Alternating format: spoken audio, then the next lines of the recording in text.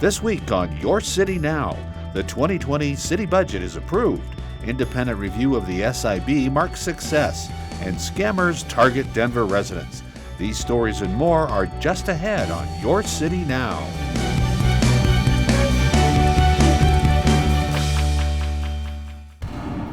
Denver City Council passed the 2020 budget by a vote of 11-1 this week. Councilwoman Kendra Black was absent, while Councilwoman Candy Sitabaca dissented in a protest of the current budget process. Mr. President, just wanted to go on record stating that I do not approve of the process that was utilized to create this budget. I don't approve of the process that was used to make friendly amendments that were largely rejected. The $1.5 billion proposed spending plan nods at slower growth and an uncertain economic future. Denver's economy is still growing, just slower in relation to the last several years. The city is generating less money from sales and use taxes, which makes up half of its general fund revenue. The proposed budget does not include $207 million for capital costs, maintenance, and new projects, nor the $1 billion in voter-approved bonds. The same is true with airport revenues, which can only be spent on the airport. To watch the full council meeting, go to denver8.tv and learn more at denvergov.org.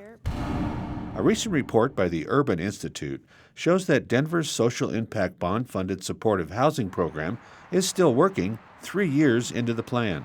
Social impact bonds are a unique type of performance-based contract. Private lenders loan funds to provide housing and supportive case management services to homeless individuals who frequently use the city's emergency services. By shifting the focus to preventive services, SIB can better serve those in need while saving taxpayers millions of dollars each year. Between January 2016 and the end of last year, 330 people moved into SIB-funded supportive housing. 2 years after entering the program, 79% of the participants were still housed. According to the report, providing housing stability and wraparound case management services has been a success. To learn more, go to denvergov.org.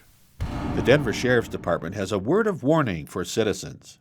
Telephone scammers are impersonating Denver deputy sheriffs by claiming there is an outstanding warrant that requires payment.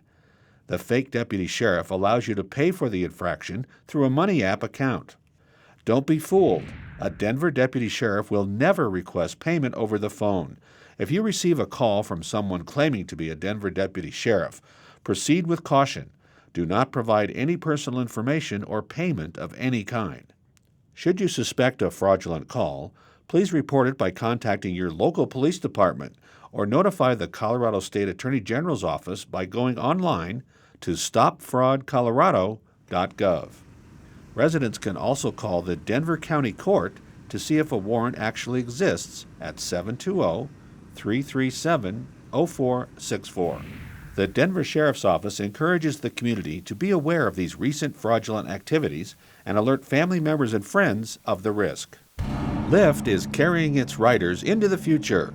Alongside Governor Jared Polis and Mayor Hancock, the rideshare service announced that it will be deploying a fleet of 200 long-range electric vehicles as part of its Express Drive program.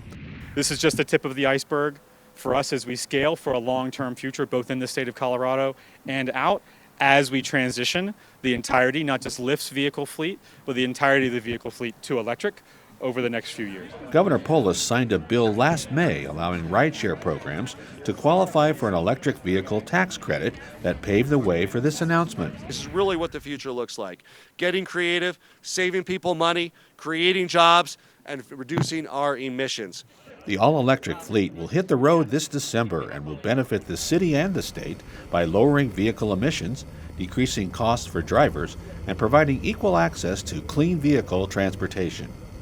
So getting more EVs on the road and building the infrastructure to complement it has been and is a goal of Denver, not only for its climate change, but for all of us to be smarter, to be cleaner, and to be healthier. For more information, keep watching Denver 8.